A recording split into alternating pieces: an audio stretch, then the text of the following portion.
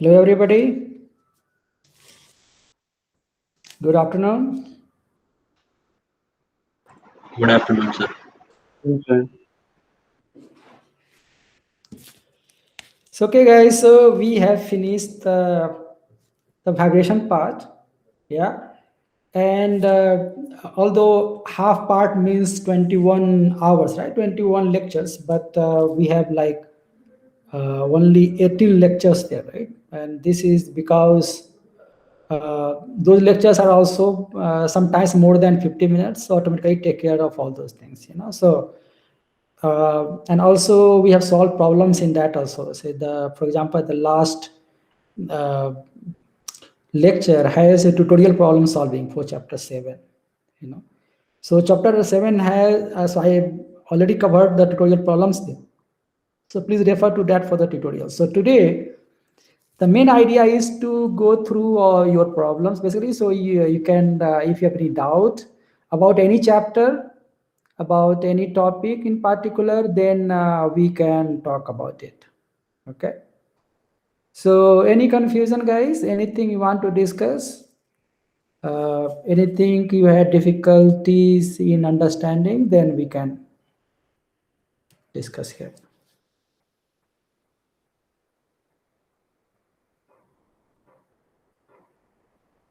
So from any chapter?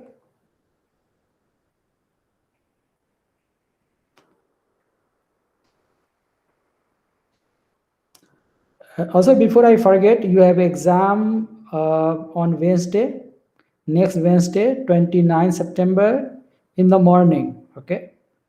So that will be from 10 to 12 o'clock, most likely. Yeah. Okay. Now, any questions?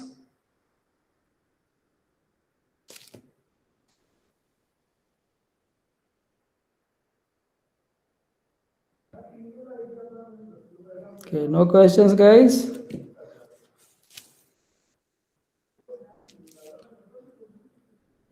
Okay. Like this kind of response really does not motivate me basically. I mean, first time it is happening that I don't get questions, so, but okay. But in any case, what I will do is uh, just we will look at the summaries basically. Yeah. So what we have studied in this course till now, and that way you will get the big picture basically. Yeah. So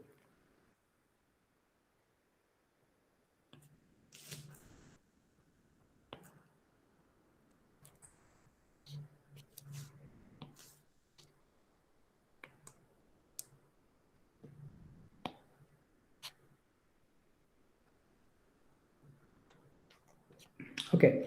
So again, tutorial for chapter 7, please see the lecture 18. Okay, that's why I'm not covering it here. However, you can ask the question from any chapter, if you can ask me today. Okay. What I'm going to do is from chapter 1, all the things I'm going to, we are going to just revise. I mean, very quickly, which all things we did very broadly, and what is the significance basically. Okay. Now, why we study this course is vibration is part of all mechanical systems, and you need to take care of a lot of things. Yeah. So, like in your car, for example, right? There is vibration isolation is there. The vibration isolation is because of the tire, for example. Tire works like a spring damper system. So and it also have mass. And then engine mounts are important that isolates the vibrations from engine basically. So that is important. So similarly, everywhere you will see like some instruments which are needed to be very accurate for that engine mount is important. And in order to design those things, you need to know the vibrations and control. And as I said earlier, vibration is like a vibration control course here. Actually, this is a combination of two courses. One is vibration or theory of vibration. The other is theory of control or control theory. Yeah, so half semester we have devoted to vibrations, understanding the vibrations. The other half we will study the control system. So in vibrations, everything is basically the, we start with a spring and mass system. Why? Well, it is, now we can go back basically. Like in last chapter, we looked at the vibration being in terms of a mass, like a continuous system, right? So if something is continuous, something like this one, then what happens? Then you can actually, if you, this, let us say you have, this is some row in it, right? And you have fixed it at one end. And let's, with some hammer, yeah? So you strike it here, like this one. So there will be a longitudinal wave which will move this way, like a sound wave, right? So this acoustic vibration, yeah? And this wave, again, please check the video lectures and you can find out the equation will be something like this. So del A square U over del T A square is equal to del A square U over del X A square, yeah? And here it will be 1 by C A square, yeah? Okay. So this is the equation you get, where C will be related to rho basically, right? So C will depend on the E, the Young's modulus, and rho. Rho basically, and also we write E here, right? This one, right? So C will depend on rho as well as E, basically, right? And most likely the C will be equal to root E over rho, right? Yes, is it correct? Yeah. Okay, so this will also like okay, so in case I'm making mistake, we can work out here. So this goes Newton per meter square, and here goes kg meter cube, right? So Newton is kg meter per second square, yeah? So we get meter square by second square, correct. So this is correct. So okay, so we get this relation, yeah, and this is the wave velocity, yeah. Okay, so that really means for simple things we can do like this one, yeah. However, the other way is to also study this one as a series of, so same thing, we can write it like this. This, then we have one spring, then one mass, M1, another spring, another mass, M2, another spring, another mass, M3, and so on. So what we are doing, this is continuous system, yeah. So this is a start with the, this is a continuous system. So we start with the same thing we can approximate, right? And we can say, okay, this continuous system, we are simplify it further to lumped system, from continuous to lumped, but this is multi-degree of freedom, right? So multi-degree of freedom. What is the difference? In this case, degree of freedom is infinite. From infinite, we are multi-degree of freedom, but finite, right? So then you can solve. Then you see that you get the eigenvector problem, the eigenvalue problem, and from that you get the mode shapes and all, right? And you can actually relate the mode shapes from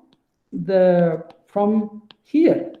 So what happens in this case, right? In this case, if you hammer it and the longitudinal wave will propagate, that means somewhere this will be dense, like somewhere the density will be lower, somewhere higher, and so on. This is like longitudinal wave, our sound wave, right? Somewhere it is air is compressed, somewhere air is expanded. Similarly, it will happen here also. Somewhere this will be the air, the material will be compressed, somewhere it will be tensed. Yeah, and so the wave propagates inside there. Yeah. Now, mode shape. What is the mode shape? If you analyze this one, you will find out same thing will happen here also. And what will you get? You will get like something like somewhere you will see that mass is together. No? Somewhere mass is together. And then somewhere you will see mass is stretched, right? Like this. Let us say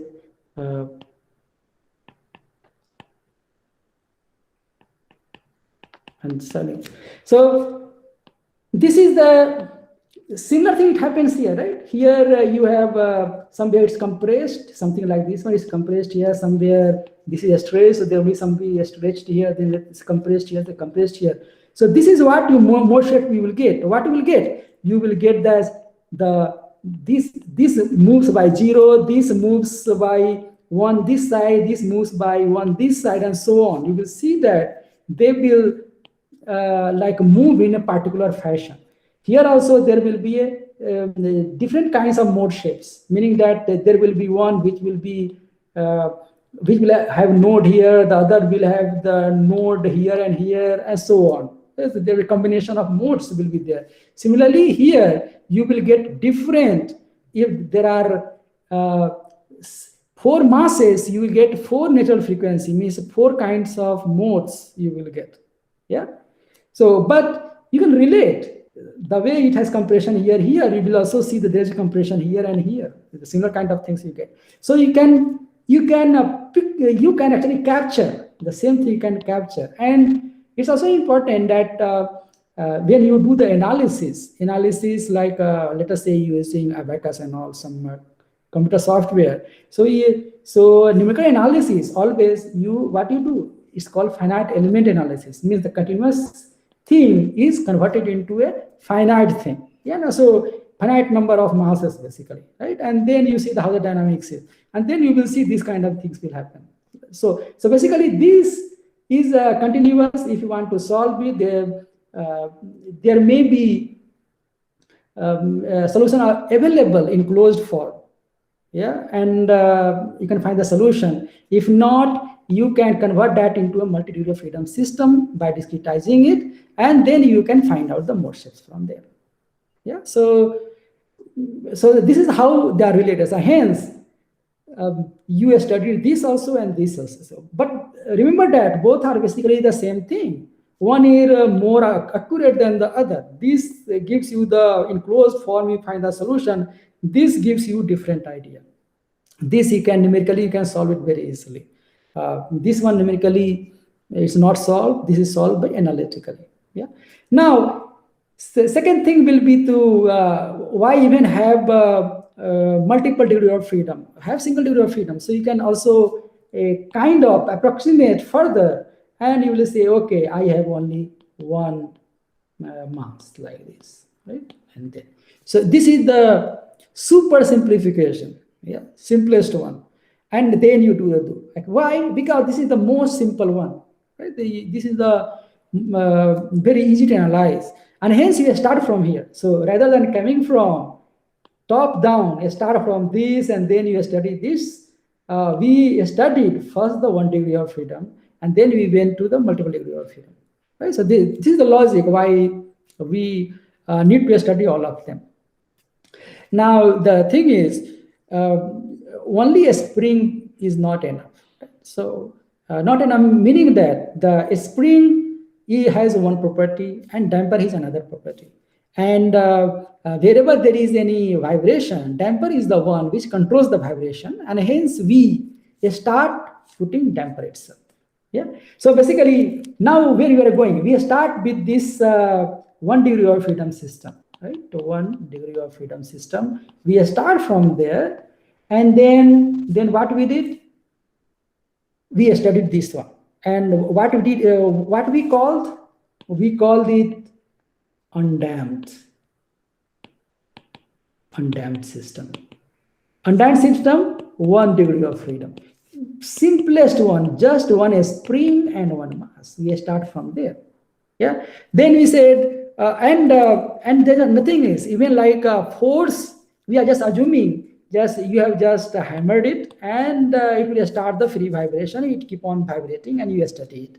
Yeah. So like undamped system, sure, but the first thing we want to study is the free vibration. Free vibration. Yeah. Okay. So free vibration, there is no force. Basically, we have not applied the force. Means we have applied initially little bit some disturbance. We have given, that's it. After that, there is no force applicable. You applied for some time, you released, and you are studying the motion after you release. After you have released the force, basically. So the free vibration, since there is no force, equation you can write it mx double dot plus kx equal to 0. For what case? For undamped. So there is no C here, then free vibration. Hence force is 0. Free vibration, so this is 0. Undamped, so there is no C term here. And then you have studied this one. Now, this has some problem. This problem means this will keep on vibrating. For example, in a space, if you have this system in which there is a mass attached to a spring, it is attached to something fixed, you will see it will keep on vibrating for infinite times. Yeah, because nothing is there to stop, basically. There is no damping. Here, at least on Earth, there will be air damping due to air. Yeah, so there will be some air drag which will be acting on the mass. Because of that, it will eventually stop. Okay, so but if you air drag, then there is a damping term there. Okay, so when you say undamped system, one will be the free vibration, the other will be the forced vibration when you have applied the force. Right? So number 2 is the applied the force, right? So you have where you have K, this M, and then apply the force, right? And then force could be of any kind. So this is the forced vibration. The free vibration, this is forced vibration. And okay, in forced vibration, again, there will be two kinds. Okay, A will be transient vibration. Transient vibration means you have applied force which is non-sinusoidal. So basically, we are talking about the non-sinusoidal forces. Yeah. So nothing to do with the frequency. So for example, you have a step input. Yeah. So you have applied the like F will be some force you have pulled and the force is staying right there. So this kind of force, or there will be ramp, slowly you are increasing the force on the mass. That could be like this, or it could be impulse loading, just one hammer you do, and then depending on what is the initial conditions, its displacement and velocity will change. So this is called transient vibration. Yeah, and then B will be the what is called harmonic vibration. Right? When you say harmonic vibration, that means this is sinusoidal input. So equation in this case will be mx double dot plus kx equal to some sign like A sine omega t plus B omega 1t plus B sine B cos, could be cos omega 2t and so on. Yeah. So this kind of input, it has different behavior. Yeah. Different behavior means the dependence on omega basically. Right. So depending on what the omega is, you will see that x, the amplitude of the force will change. And that we call it harmonic vibration. So far we looked at only the free vibration. Now, for the undamped vibration, now there will be a damped vibration, right? So this is, we looked at the undamped system. For undamped system, we looked at the free vibration. Yeah, and then the forced vibration. The forced vibration is a transient vibration. And then the harmonic vibration. Now, number 2, we studied which was the damped system, right? So when you have the damped system, then you have a spring and damper both. Okay, see, and your equation was mx double dot plus cx cx dot plus kx equal to f, right? Okay, now in damped system, again the same things will come. What? The first will be the free vibration, right? First free vibration. When you say free vibration, then you have mx double dot plus cx dot plus kx equal to 0, just 0. And that means we have applied the force and removed it. And after that, we are watching how the system is changing, the system is behaving, right? And in that case, we saw that there are different cases. Yeah, different cases in free vibration. We saw there was what we call underdamped system, right? So like underdamped means zeta. Sorry, not. So zeta less than 1, so underdamped system. And in that we saw that the vibration, once you hit with a hammer, and then vibration will slowly die, right? Slowly die off like this one. Yeah. So this is for underdamped system. Now B was critically damped. And for that, actually, when this kind of vibration you don't see in this case, yeah, so this will behave like this. So if you apply a force, this will slowly, it will go, and if you apply it, it will go like this, so it will not go and vibrate like this one, rather it will go like this. Yeah? So this is critically damped. Then overdamped will also behave like this. There will be no vibration. So C, overdamped system we looked at. So damped means zeta equal to 1.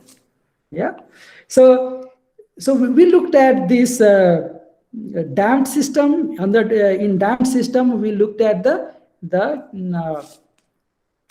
forced free vibration, right? And then second was the forced vibration. Okay. Now in forced vibration, again here first will be the way we studied earlier. So there will be transient vibration. You want to see it, right? Transient vibration. Transient vibration, again, either it will be a step input, or there could be impulse, right? Or ramp, with time it is changing, and you want to see how the displacement is changing, right? And in that case, again, for transient vibration, it is important that what kind of system you are looking at, whether this is overdamped or underdamped, is important, right? So all the cases, underdamped or overdamped, B, overdamped, and C, critically damped. Right? So which one is there, accordingly it will response will be there. So for example, if you have a step input like this is, you apply the force. So this is the force, right? This is the force. And displacement, how it will change. So if it is underdamped, it will go like this and this settle down. So right, this is underdamped, like zeta less than 1. Yeah. Then you can have critically damped, which can go like this, right? So this is critically damped, and then you can have overdamped, then which can go like this. So this is overdamped. quantum system. Yeah, so this is the response. Like you have applied a force, which is a step, and then these are the displacements, right? So these are displacements. So this one, and this one is u, right? In displacement. Yeah. So this is what we studied. We studied what is transient behavior. You call it transient vibration, right? So this is all transient vibration. Transient vibration. Yeah. After transient vibration, we also looked at the we also looked at the harmonic vibration.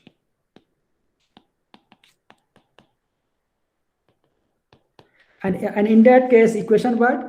Mx double dot plus Cx dot plus Kx is equal to, and then we had, you can say F1 sine omega 1t plus F2 sine omega, not sine, but we can have cos omega 2t and so on, and plus.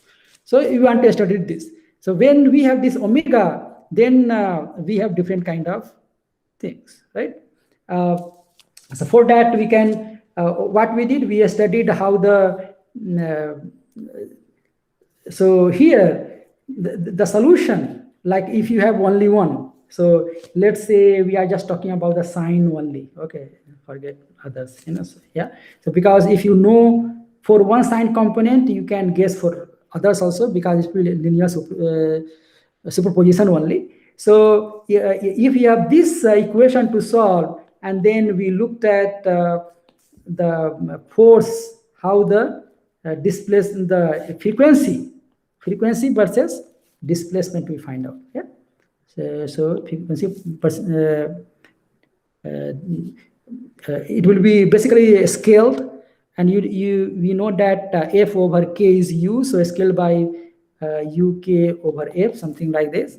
And then this f1, let us say, because we are just talking about this force only.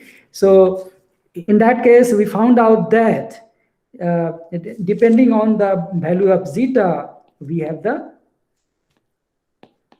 so this will go something like this and go like this, right? So, and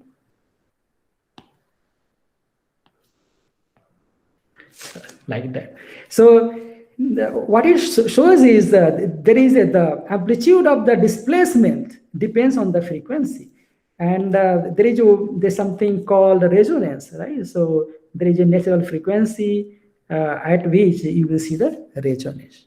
Yeah. So this we have seen that this is the behavior of the spring mass damper system. Yeah, so this we have studied, and we know it as a harmonic vibration, right? So this we study, and you will see that whatever we study, this thing will also come in the control theory. Okay, so in control theory also, there are first order system, second order system. Second order system, this is the second order system. Yeah, so their behavior here, we are just talking about the spring mass system only, but there we will discuss about some other just electrical system could be also following this kind of differential equation. Yeah, so we will look at different kind of systems, basically not only the spring mass damper system, but other systems as well. Yeah, so as a way, this will, the vibration, whatever we have studied so far, will serve as an example there, basically, and we will look at the example, and you can make comparisons. So whatever we have seen here, you can relate directly. When we talk about overdamped, there you can understand what the overdamped means, and physically what is the meaning of overdamped and underdamped and all those things you know already. So you can make very good connections automatically. Okay, now this given this, then we move to the multiple degree of freedom system.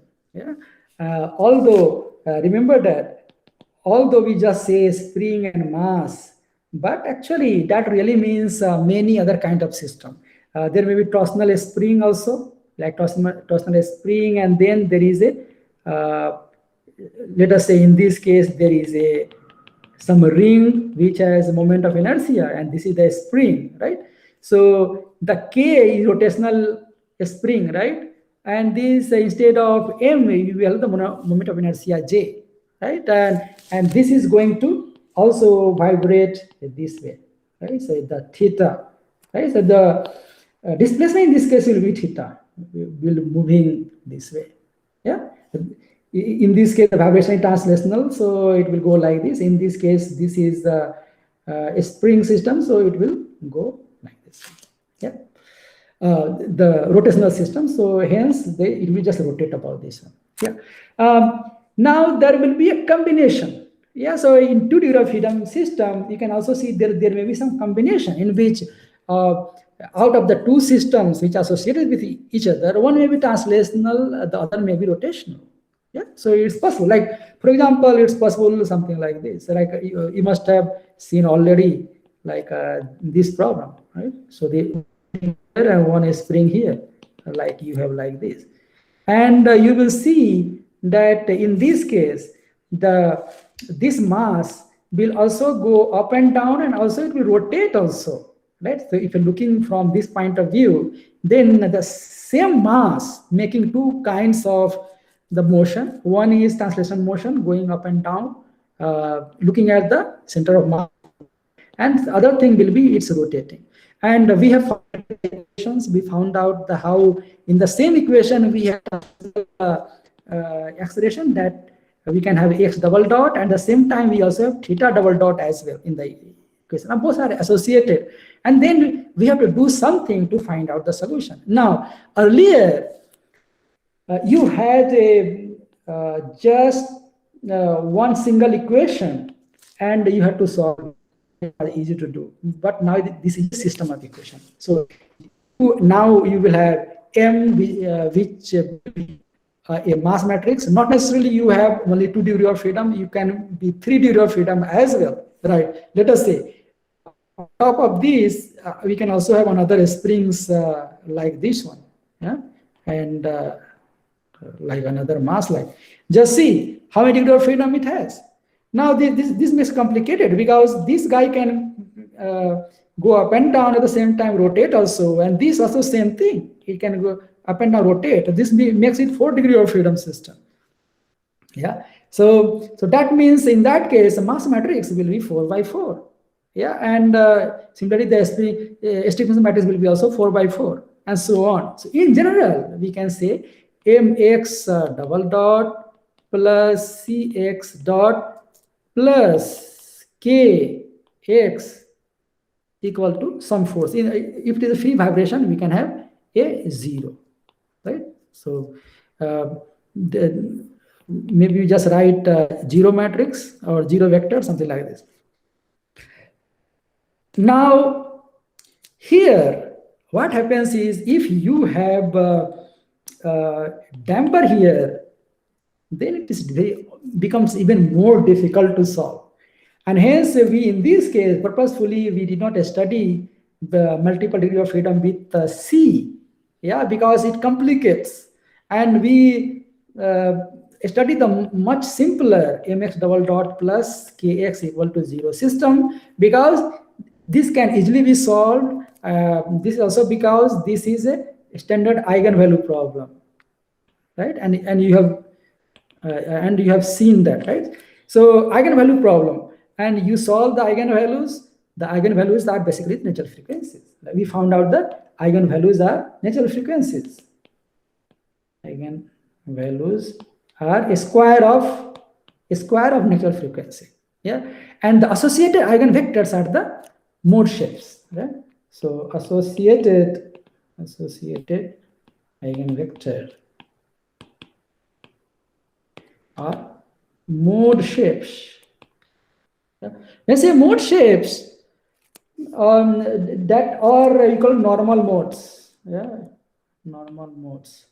That tells you the behavior, basically. That tells you if with this frequency how the system will work. Whether, if let us say one mass is going this way, the other mass is going this way, and the movement is something like this one, then what is the frequency for this kind of movement? If it's both are going the same direction, right? So this another mode shape, then it will tell you what is the frequency for this one, and there will be different frequency. For this mode, frequency will be different. For this mode, frequency will be different. So this is what tells you in real life the vibration will be a combination of these mode shapes actually. Okay, so it will not vibrate in just one. It depends on it also depends on the initial condition, right? So initial condition will also make it switch to a different kind of mode, yeah, or the combination of modes and so on. Yeah. Okay. So guys, any questions so far?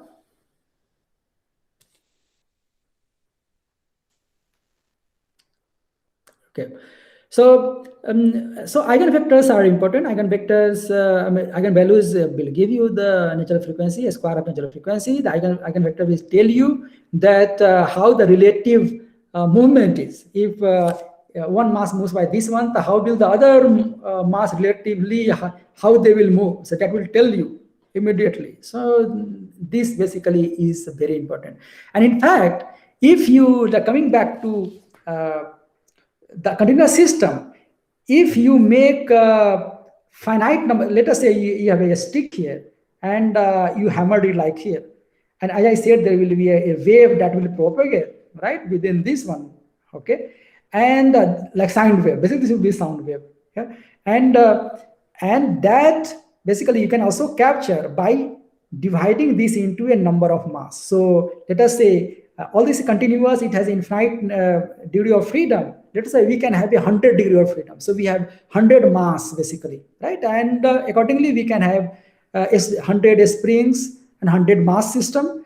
And you will see in that case that you can capture exactly the same thing, the way the mode shape that you got in case of a continuous system, right? So you get a solution will be in sine, as you've seen that sinusoidal will be the solution. That really means somewhere it will have tension, somewhere it will be compression. But same thing you can find out here. The mode shape itself will tell you for this mass, this is 1, for this one is 0.9, for this one, and somewhere it will be zeros, where the node will be somewhere you start having negative number and so on. So you will see that the mode shapes, the A value, the amplitude, for example, A1 over A2 we found out. No, so let us say we are relatively we can find out means A2 over A1, A3 over A1, A4 over A1, those kind of things. You will find out that they follow sinusoidal value only, right? Somewhere there will be some point will be maybe a stationary, for example, right? So all those things. So automatically you will see that there is no difference between continuous system and sufficiently large multi-degree of freedom system, right? If you make it infinite, it becomes exactly the same thing. Yeah, so hence there is a connection. It's not that that would are different, this is different, but the eigenvalues becomes important in that case because you know the natural frequency. Then you know that natural frequency is not a single number.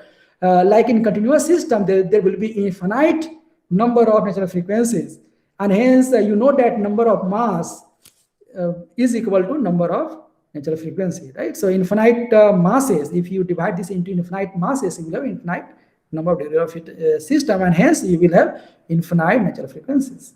Yeah? And every natural frequency will have its own eigenvector, right? So you know that. So this is how they are all related with each other. You know, so all whatever you have studied, they are related to each other. And it has a big picture. You know, and if you know these things, then you can work to make a lot of good things. Like high-speed cars, for example, vibration is one of the things will be there. So then how to handle it? Not only there, but also in case of crash and all, right? So a spring mass system, right? A spring mass system, you know that if you give a like impulse of load, then what happens? And the idea is to minimize the acceleration. Yeah, so the crash worthiness automatically will have this. Yeah, if you know the vibration isolation very well, then you can actually apply there also. Yeah, and in designing a lot of things you need. And also, like when you study control system, you can exactly, if you, since you have worked on this one, you can automatically see there how it, lot of things that you have studied here, like overdam system, underdam system, you can see the same thing is appearing there, and you can relate very easily. You can also relate in terms of like electrical system. Electrical system also has some vibration. Electrical vibration is there. Yeah. So for example, LCR system, right? LCR. That also becomes second order system, right? So same kind of vibration. There also there will be overdamped vibration, electrical vibration though, but overdamped vibration, and then underdamped vibration, critically damped vibration, all those things. And on that basis only, the lot of circuits, vibrators are designed, oscillators are designed, electrical oscillators, like those which are used for radio waves and all. They are also based on this kind of things. Yeah. So finally, is the equation that has some solution, right? So there will be a voltage which is oscillating, right? Here you have displacement oscillating, there could be the voltage which is oscillating as well, right? So finally it comes down to the equation only, and then from equation only you can find out whether it is overdamped, underdamped, and so on. Yeah. Okay, guys. I just try to summarize what you have studied so far. So any question now? Just let me know. Sir, without equations, can we find out means how many degrees of freedom are there in system? Means just masses, number of Yeah, just masses. mass. Yeah, yeah. So typically it's just not only just number of masses.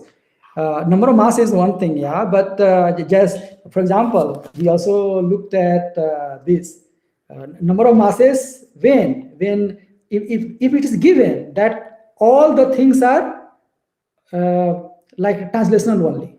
So if you have like this one mass here, M1, M2, M3, then you know you can count 1, 2, 3, 3 degree of freedom system, right? You know that finally equation, one equation for each mass. So it's very clear right there. But now tell me this. If you have, earlier also I told you, there are two springs like this one, and there is one mass, right? And then what happens? Then it can go down, up, down, and then it can move like this only. So you have to see the displacement. How many displacements are there, basically? So number of displacements, basically, are number of degree of freedom. You got it?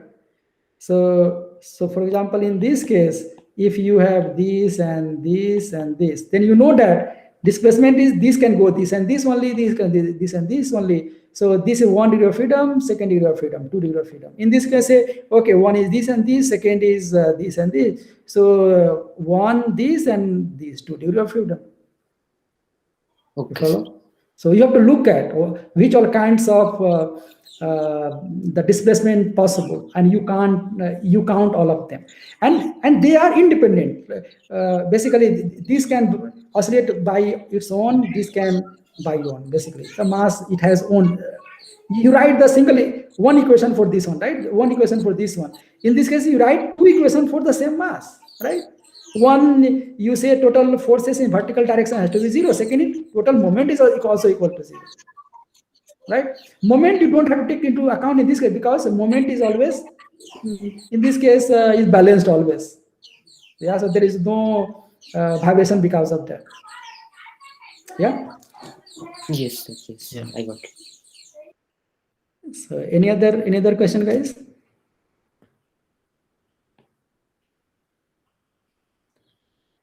So there could also be like one spring like this one, and then there is rotational spring which will be like this.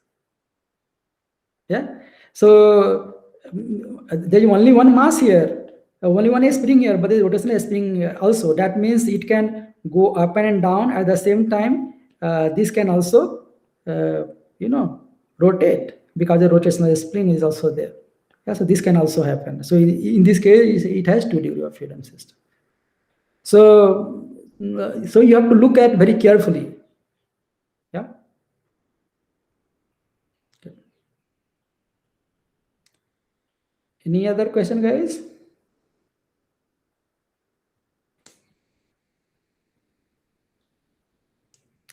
So one of the problem also had, for example, you can also relate here. So there is one mass, two mass M1 and M2, and there is a spring in between, and there was one of the theory problems basically, and they are like this one. Yeah. So here, of course, it has 2 degree of freedom system. Yeah. So it has two. This can move its own way. This can you move one way. But only thing is in this case you will find that one of the natural frequency is zero.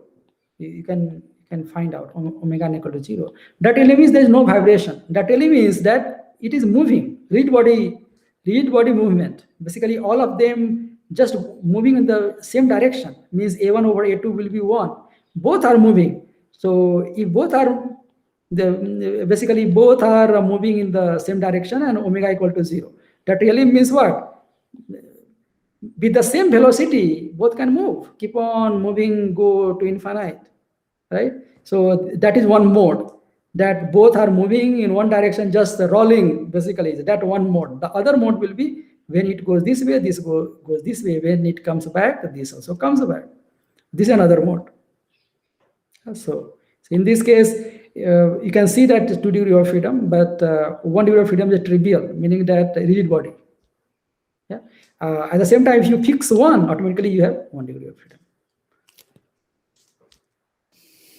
Any other question, guys?